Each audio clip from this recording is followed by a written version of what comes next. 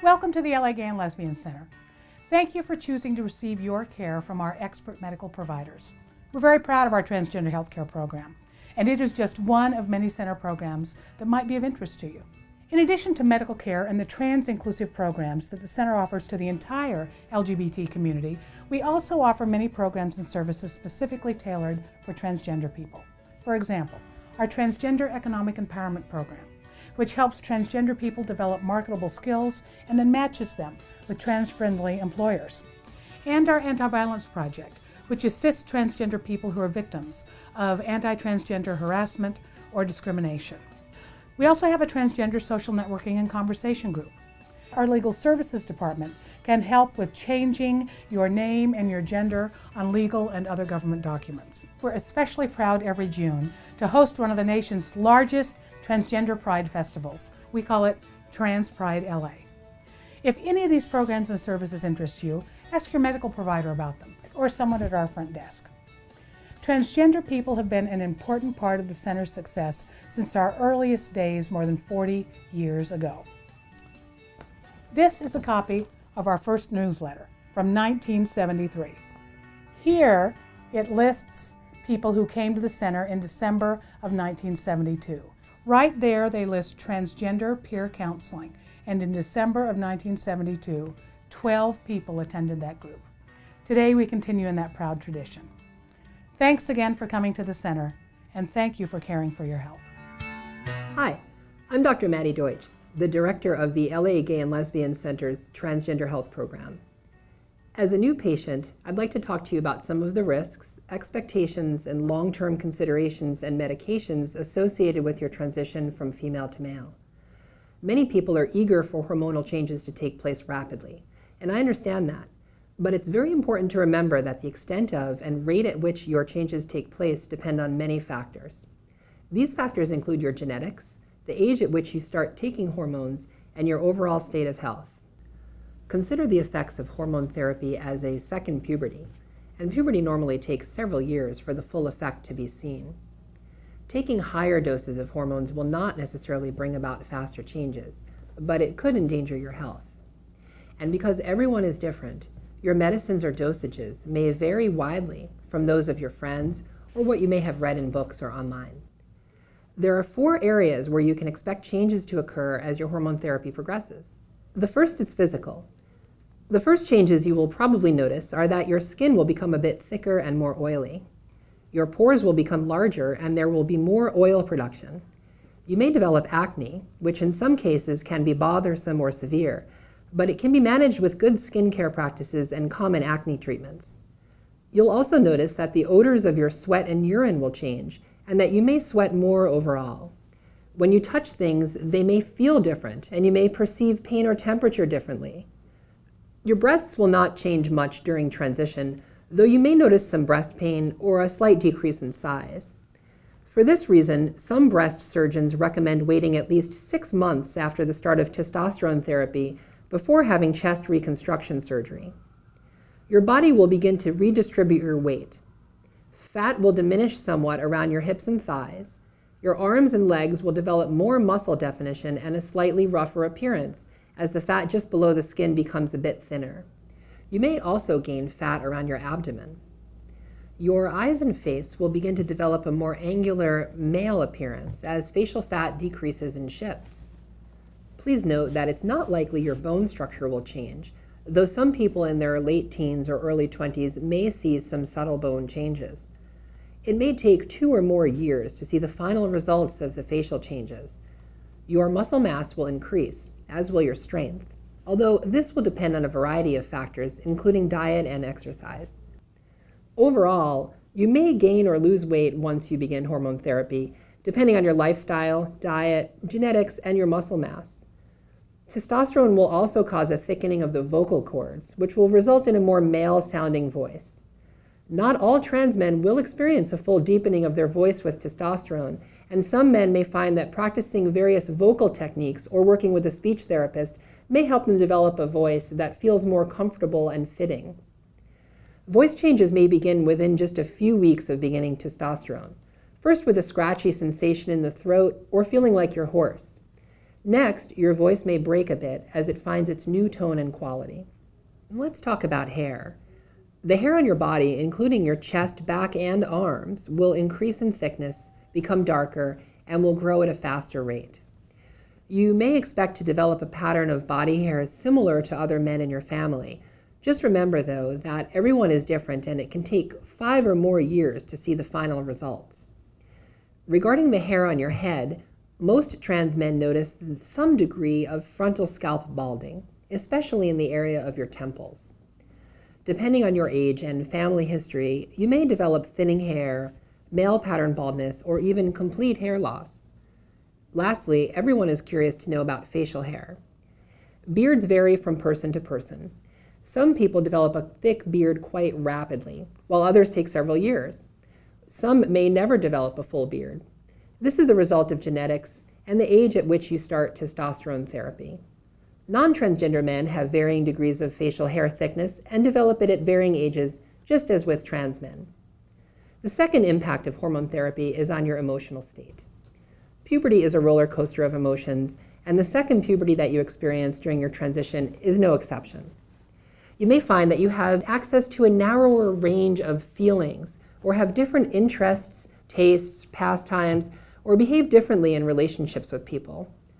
Psychotherapy is not for everyone, but most people in transition will benefit from counseling that helps them to get to know their new body and self while exploring their new thoughts and feelings. The third impact of hormone therapy is sexual in nature. Soon after beginning hormone therapy, you will likely notice a change in your libido. Quite rapidly, your clitoris will begin to grow and become even larger when you are aroused. You may find that different sex acts or different parts of your body bring you erotic pleasure. Your orgasms will feel different, with perhaps more of a peak intensity and a greater focus on your genitals than a whole body experience. Some people find that their sexual orientation may change when taking testosterone. It is best to explore these new feelings rather than keeping them bottled up. Don't be afraid to explore and experiment with your new sexuality through masturbation and with sex toys. Involve your sexual partner if you have one. The fourth impact of hormone therapy is on the reproductive system. You may notice at first that your periods become lighter, arrive later, or are shorter in duration, though some may notice heavier or longer lasting periods for a few cycles before they stop altogether. Testosterone greatly reduces your ability to become pregnant, but it does not completely eliminate the risk of pregnancy. Transgender men can become pregnant while on testosterone, so if you remain sexually active with a non-transgender man, you should always use a method of birth control to prevent unwanted pregnancy. If you suspect you may have become pregnant, discontinue testosterone treatment and see your provider as soon as possible, as testosterone can endanger the fetus. If you do want to have a pregnancy, you'll have to stop testosterone treatment and wait until your doctor tells you that it's okay to begin trying to conceive.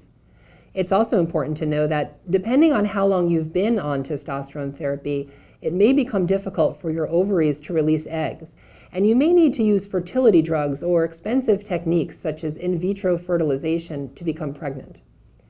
It is also possible that testosterone therapy may have caused you to completely lose the ability to become pregnant. Freezing fertilized eggs is a possibility, but is very expensive and not always effective. Let's talk about some of the risks associated with testosterone therapy. If you miss a dose of testosterone or change your dosage, you may experience a small amount of spotting or bleeding. However, if your periods have stopped, be sure to report any return of bleeding or spotting to your provider, who may request an ultrasound to be certain the bleeding isn't a symptom of an imbalance of the lining of the uterus. Sometimes such an imbalance could lead to a precancerous condition, although this is extremely rare in transgender men. Some men may experience a return of spotting or heavier bleeding after months or even years of testosterone treatment. In most cases, this represents changes in the body's metabolism over time. But to be safe, always discuss any new bleeding or changes in bleeding patterns with your provider. It is unclear if testosterone treatment causes an increased risk of ovarian cancer. Ovarian cancer is difficult to screen for, and most cases of ovarian cancer are discovered after it's too late to be treated. A periodic pelvic examination, where your provider uses a gloved hand to examine your vagina, uterus, and ovaries, is recommended to help detect this condition. your risk of cervical cancer, or HPV, relates to your past and current sexual practices. But even people who have never had sexual contact with a penis may still contract an HPV infection. The HPV vaccine can greatly reduce your risk of cervical cancer, and you may want to discuss this with your provider. Pap smears are used to detect cervical cancer or pre-cancer conditions such as an HPV infection. Your provider will make a recommendation as to how often you should have a pap smear. It's unclear if testosterone therapy plays any role in HPV infections or cervical cancer. Some experts recommend a full hysterectomy, which would include removal of the uterus, ovaries, and fallopian tubes between 5 and 10 years after beginning testosterone treatment to minimize the risk of cancer and eliminate the need for screening. Testosterone treatment does not seem to significantly increase the risk of breast cancer, but there's not enough research to be certain. So it's still important to receive periodic mammograms or other screening procedures as recommended by your provider. After breast removal surgery, there is still a small amount of breast tissue left behind. It may be difficult to screen this small amount of tissue for breast cancer, though there are almost no cases of breast cancer in transgender men after chest reconstruction surgery. As a result of your testosterone treatment, your overall health risk profile will change to that of a man. Your risk of heart disease, diabetes, high blood pressure, and high cholesterol may go up, though these risks still may be less than a non-transgender man's risks. Since men on average live about 5 years less than women, you could theoretically be shortening your lifespan, though there's not enough research data to know for sure. Fortunately, since you do not have a prostate, you do not have a risk of prostate cancer, and there is no need to screen for this condition. There are a few other risks associated with testosterone therapy that you should know about. Testosterone can make your blood become too thick, otherwise known as a high hematocrit count, which can cause a stroke, heart attack, or other conditions. This can be a particular problem if you're taking a dose that is too high for your body's metabolism. Your cholesterol could potentially increase when taking testosterone. Your provider will perform periodic tests of your blood count, cholesterol, kidney functions, and liver functions, and a diabetes screen in order to closely monitor your therapy. Though it's not necessary to routinely check your testosterone level, which is an expensive process, your provider may choose to check it for a variety of reasons, usually if you're having unpleasant symptoms or ongoing bleeding. Some of the effects of hormone therapy are reversible if you stop taking them. The degree to which they can be reversed depends on how long you have been taking testosterone. Clitoral growth, facial hair, voice changes, and male pattern baldness are not reversible.